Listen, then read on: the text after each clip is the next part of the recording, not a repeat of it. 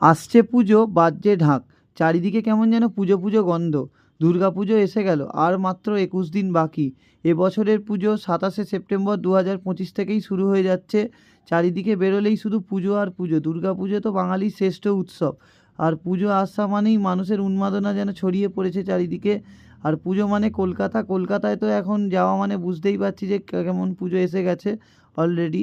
প্রচুর ভিড় কিন্তু চারিদিকে, আমার খুব ভালো লাগছে। কালকে যখন বাগনান গেলাম, দেখলাম প্রত্যেকটা দোকানেই ভিড়, চারিদিকে পুজোর জন্য খুব সুন্দর করে সেজে উঠেছে। ঠিক তেমনি একইভাবে কলকাতাও কিন্তু খুব সুন্দরভাবে সেজে উঠেছে। আমরা যে ভিডিওটা দেখতে পাচ্ছি এটা হচ্ছে শোভাবাজার রাজবাড়ির আগের বছরের পুজোর।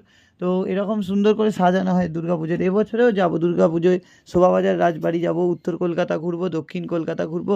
পুজো মানেই কিন্তু আলাদা একটা আনন্দ, আলাদা একটা উদ্দীপনা। চারিদিকে শিউলি ফুলের গন্ধ, কাশবন চারিদিকে, তার সঙ্গে ঢাক বাজছে পুজোর, মানে যেন পুজো এসে গেছে। খুব আনন্দ হচ্ছে কিন্তু।